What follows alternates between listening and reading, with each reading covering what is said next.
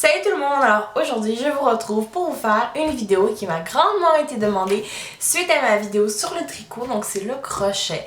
Alors aujourd'hui je vais vous montrer les trois bases du crochet. En fait, les bases du crochet, c'est selon des formes.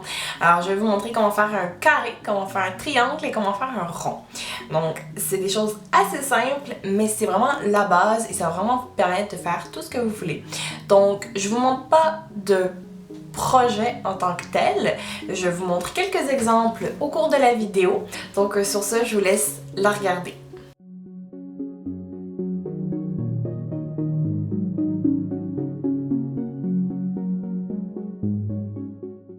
Donc, ce que vous avez besoin, du fil, de la laine et un crochet. Alors moi, c'est un 5 mm.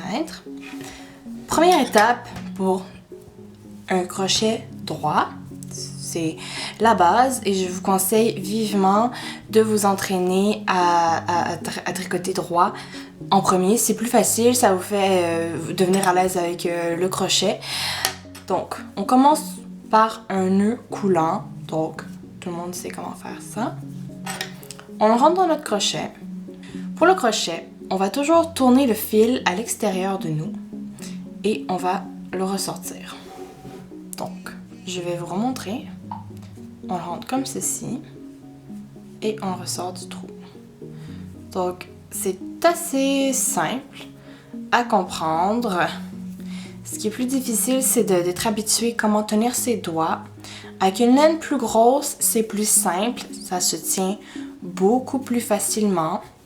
Donc, c'est assez rapide. Le crochet, c'est pas fait nécessairement pour faire des choses droites, mais je vais quand même vous montrer parce que je pense que c'est bon de se pratiquer comme ça. En premier, ça fait comprendre un petit peu. Donc, là, j'ai une chaîne de mailles. Donc, pour comprendre une maille, c'est quoi? Je vais vous montrer. Une maille ici. Donc, c'est deux fils ensemble. Ça, c'est une maille. Une maille, une maille. Maintenant, si vous souhaitez tricoter un carré, vous allez venir sauter quelques mailles pour faire l'épaisseur de votre carré. Donc, je ne vais pas rentrer dans cette maille, ni dans celle-ci. Je vais rentrer dans la troisième maille. Donc, je rentre entre les deux, comme ceci. Je viens tourner mon fil. Et voilà. Et ensuite, je retourne parce que je dois toujours recommencer avec une seule maille sur mon crochet. Maintenant, on va continuer. Toujours chaque maille, on va venir rentrer, tourner le fil, le ressortir, retourner et ressortir à travers les deux. Et là, vous voyez qu'on commence à avoir un petit carré. Donc, je continue.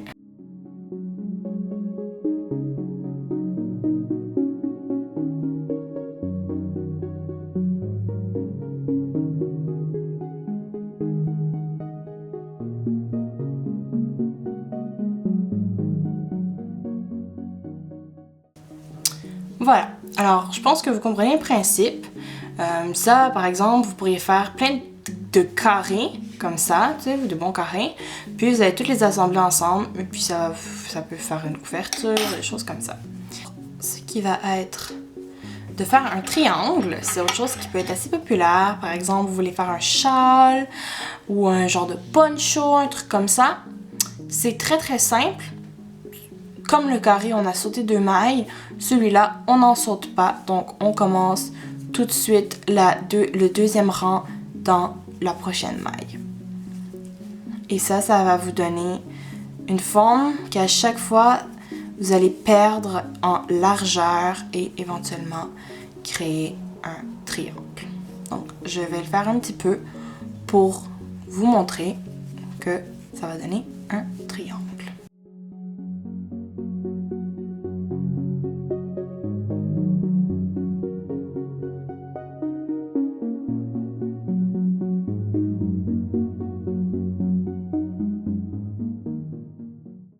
Donc, bien sûr, dans le crochet, il y a beaucoup de techniques. disponibles qui donnent chaque fois des choses très différentes. C'est ce qui est intéressant du crochet, c'est qu'on peut vraiment faire beaucoup de choses. Personnellement, je sais faire un carré, un triangle et un rond. Le rond qui va nous amener à pouvoir faire un chapeau, par exemple, que j'en ai déjà fait quelques-uns. Les chapeaux, c'est toujours intéressant à faire. C'est un petit peu difficile des fois parce que de voir en fait quelle grosseur il faut. Donc là, quand vous changez de rang, vous avez juste à tourner ça et vous êtes rendu de l'autre côté. Donc toujours vous assurer de... Je vais vous montrer parce que c'est... on s'en rend plus compte rendu au troisième rang. Donc toujours vous assurer de ne pas rentrer ici, bien de prendre toute la maille. Donc c'est 2 épaisseurs. Et le crochet, c'est vrai, vous le voyez, mon travail est vrillé, mais c'est normal, c'est correct. Essayez pas de le rendre droit. Tentez juste d'être confortable dans votre position des doigts et comment vous tenez votre travail, juste pour que ce soit correct. Mais pas besoin d'essayer que ce soit toujours droit, c'est pas important. À la fin, ça va toujours donner quelque chose d'assez cool. Par exemple, si vous voulez faire un châle au complet d'une seule traite, vous allez commencer par la largeur, la plus grande largeur que vous voulez, et faire cette technique-là dans le but d'arriver à un triangle. Donc là, ça a l'air quand même assez carré, mais en principe, ça devrait se mettre en triangle à la fin. Donc, vous continuez comme ça, sans sauter de maille. Maintenant, je vais vous montrer ce qui est plus intéressant pour moi avec le crochet, parce que ce genre de choses-là peuvent être faites en tricot, donc il n'y a pas vraiment de choses intéressantes à savoir par rapport au crochet en carré, mais je pense que c'est une bonne pratique, juste pour être à l'aise avec le mouvement du crochet.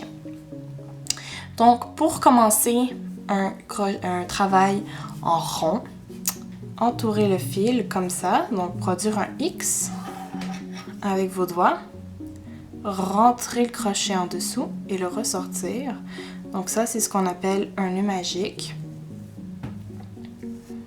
Et ensuite, donc, vous allez faire 3 mailles. Ok, comme ça. Et puis, vous allez venir tourner, rentrer dans la première, tourner encore, ressortir. Là, vous avez 3 mailles et vous ressortez dans chacune de celles-ci. Et là, ça vous donne le début de votre rond. Et donc, pour commencer, ici, c'est le milieu. Je ne sais pas si vous pouvez voir. Vous allez très bien le voir si vous avez une grosse laine. Donc, c'est toujours le même principe.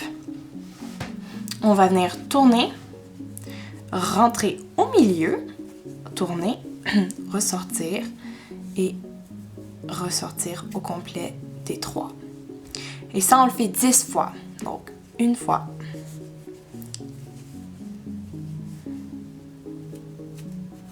2 fois.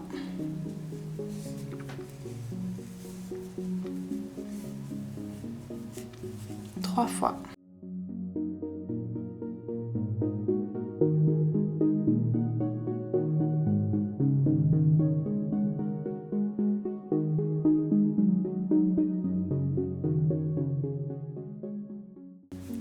9 fois et 10 fois.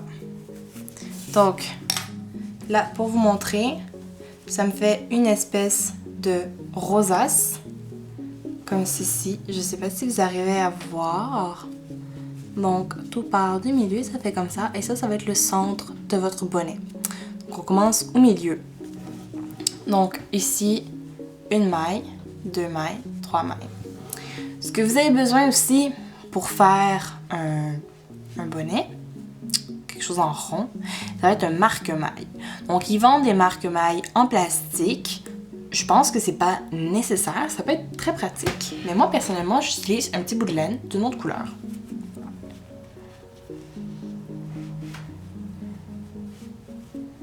Ok, je vais venir faire un petit nœud juste pour être sûr qu'il tienne en place, comme ceci. Donc là, j'ai ma dernière maille qui est marquée. Je remets mon crochet. Vous n'êtes pas obligé de le grandir comme ça à chaque fois. C'est juste que moi, je veux être sûre de ne pas le perdre. Alors là, pour le premier rang, vous allez donc, toujours, on tourne une fois au début. On rentre dans la dernière maille, on ressort et on refait. Et donc, pour le premier rang, vous le faites 2 fois pour chaque maille. Assurez-vous de rentrer au bon endroit. C'est ça qui est important, prendre le bon trou. Donc, voilà. Donc, on fait ça.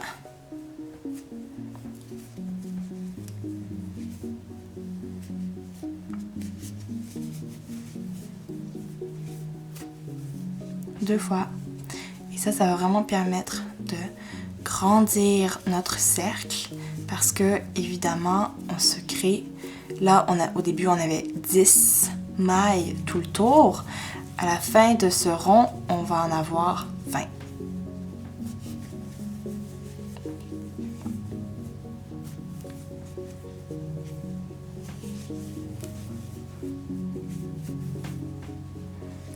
Je vais vous retrouver à la fin de mon premier rang.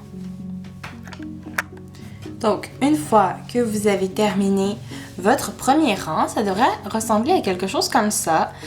Bien sûr, ça va différer en fonction de votre laine, de la grosseur de votre laine et de la couleur, évidemment. Donc, là, on va continuer avec le deuxième rang. OK. Alors, pour le deuxième rang, on va faire 1, 2, 1, 2. Alors, ce que je veux dire, tantôt, on faisait 2 mailles, 2 mailles, 2 mailles, 2 mailles, 2 mailles, 2 mailles, 2 mailles, 2 mailles, 2 mailles, blablabla. Et là, on va faire 2 mailles, 1 maille, 2 mailles, 1 maille, 2 mailles, 1 maille. Donc, toujours selon le même principe. On en tourne, on passe dans la maille, on revient, on retourne et on passe à travers tout le monde. Donc ça fait une. Là, on passe à l'autre. Et là, on va faire un double. Voilà. Et on retourne, on en fait une. Puis on passe à l'autre. Et là, on va en faire 2. Donc, c'est un principe assez simple. Si jamais, pour une raison quelconque, vous vous trouvez être perdu, bon, est-ce que je viens de faire 1 maille ou 2 mailles? Parce que c'est sûr que c'est répétitif. C'est très facile d'observer et de dire, bon, ici, vous voyez, ah, on voit mieux, hein? Alors, vous voyez, ici, j'ai 2 mailles dans le même trou. Là, j'en ai une. Là, j'en ai 2. Ici, j'en ai une. Et là, j'en ai 2. Si jamais vous voulez vous arrêter là, dans votre tricot, parce que vous dites, ah, ben moi, finalement, je voulais juste faire un sous-vert, tu sais. Juste un sous-vert, c'est ça qui me tentait. Ben, il n'y a aucun problème. Vous attendez, quand même, d'arriver à la fin de votre rang. Vous vous rendez jusqu'à votre marque-maille. Et donc, voilà, oui, je voulais vous dire aussi, c'est ça. Si vous voulez faire, par exemple, une tuque, OK? Vous allez grossir le nombre de mailles à chaque fois. Donc, c'est-à-dire que vous commencez par des doubles mailles tout le long. Ensuite, vous faites une double maille sur 2. Ensuite, une double maille sur 3. Donc, ça fait 2, 1, 1, 2, 1, 1. Et ainsi de suite. Donc, à chaque fois, vous réduisez le nombre de fois où vous ferez une double maille. C'est environ sur un compte de 7 que vous aurez un chapeau assez grand pour un adulte, mais ça dépend toujours de la grosseur de votre laine. Donc, je vous conseille au fur et à mesure de modifier. Et puis, quand vous allez vous rendre au moment où vous avez une assez bonne grosseur, donc là, vous voulez juste faire un cylindre, vous faites une maille, des mailles simples à chaque tour et vous arrêtez quand la tuque est à la bonne longueur. Voilà. Donc, j'ai fini. J'ai fait un beau sous-vert. Mais là, je peux pas laisser ça comme ça, là, ça marche pas, là. Alors, voici la maille de fin. Vous ne tournez pas, vous rentrez, là vous tournez, vous ressortez, et voilà. Ça va faire un beau contour. On rentre, on tourne, on sort. On rentre, on ressort. On rentre, on tourne, on rentre, on ressort. Et au début, c'est un petit peu mélangeant parce que vous êtes habitué à tourner, rentrer, ressortir, et etc. Mais là, on rentre, on tourne, on sort. Et là, je vais manquer de laine pour finir. Donc, je vais vous montrer, dans le fond, comment finir comme si j'avais fini. OK? Ça, dans le fond, c'est une laine que je garde vraiment juste parce qu'il m'en restait pas beaucoup et c'est pratique pour vous montrer. Donc, quand vous avez fait tout le tour, tout simplement, vous ressortez. Alors là, donc, vous allez venir faire un nœud. Donc, vous rentrez ici et vous ressortez là. Vous tirez et ça ne bouge plus. Donc vous avez par exemple ça pourrait faire un sous-vert. Voilà. J'ai d'autres exemples ici pour vous. Par exemple, ça c'est un sous-vert que j'ai fait, c'est comme au début là. Ça c'est vraiment de la pratique. Alors voici, c'est la même technique. C'est une laine différente qui est beaucoup plus dure à travailler de par sa minceur. Et ça fait un gros trou au milieu, là où ici, le trou est à peine visible. Je vais vous montrer aussi comment cacher votre trou lors d'une tuque, parce que ça fait souvent gros et c'est pas très beau. Vous faites un pompon. Vous faites tout simplement un beau petit pompon, comme ceci. Très facile. Pour les pompons, je vous invite vivement à aller voir des vidéos, mais c'est très simple à produire. Si vous voulez voir ici, on le voit, le rond du début. Là, il y a l'attache du pompon, là, évidemment. Le pompon il est fait après. Vous faites juste l'attacher ici, on rentre avec notre crochet, on fait des petits nœuds. C'est pas très grave, c'est à l'intérieur, personne ne le voit. Vous voyez ici la finition que ça donne. C'est sûr que lors d'un tricot à la main, il y aura toujours l'endroit où vous allez voir que vous avez arrêté. Je sais pas vraiment comment éviter ça. Je vois pas vraiment de logique là-dedans. Un truc que je vous conseille aussi, c'est de pas couper le fil ici. Ça, c'est une très mauvaise idée. Ça, c'est des plans pour que ça se défasse éventuellement. Faites juste incorporer la laine. Vous le voyez ici. La laine est rentrée. Avec une laine unie, ça paraîtra encore moins. Mais de toute façon, c'est pas comme si tout le monde allait regarder en détail. Donc, voilà. Et puis, c'est tellement mignon, ce petit chapeau. J'ai tellement hâte que le bébé pour qui je l'ai fait naisse. Oh là là là là là là! Alors, voilà tout le monde. Alors, c'est tout pour ma vidéo sur le crochet. J'espère que ça vous aura plu. Ça m'a beaucoup été demandé de faire une autre vidéo sur le crochet. Je pense que c'est quelque chose qui redevient un peu plus à la mode parce qu'on a le désir de savoir faire nous-mêmes les choses un petit peu comme dans le temps. Donc c'est pour ça que je tenais à vous montrer le crochet parce que il y a tellement plus de choses qu'on peut faire avec le crochet qu'avec du tricot. Le tricot c'est assez limité sur des carrés et des rectangles, ce qui donne pas tant de choix que ça. On peut pas vraiment faire de chandail, on peut pas vraiment faire de tuque, par exemple, en tricot. En tout cas, si vous savez comment faire, vous me le montrerez parce que je comprends pas trop. Donc, voilà. Alors, sur ce, je vous invite à me suivre sur Snapchat, sur Instagram ainsi que sur ma page Facebook pour avoir des nouvelles de moi entre chaque vidéo. N'oubliez pas, je poste également 2 fois par semaine, soit le mardi et le vendredi à 11h, heure normale de l'Est et 17h en France. Et puis également, je vous invite à vous abonner à ma chaîne. C'est toujours encourageant de voir le nombre d'abonnés qui grandit. C'est sûr que ça me motive plus à faire d'autres vidéos puis à toujours vous donner du bon contenu. Alors sur ça, je vous dis ciao, à la prochaine!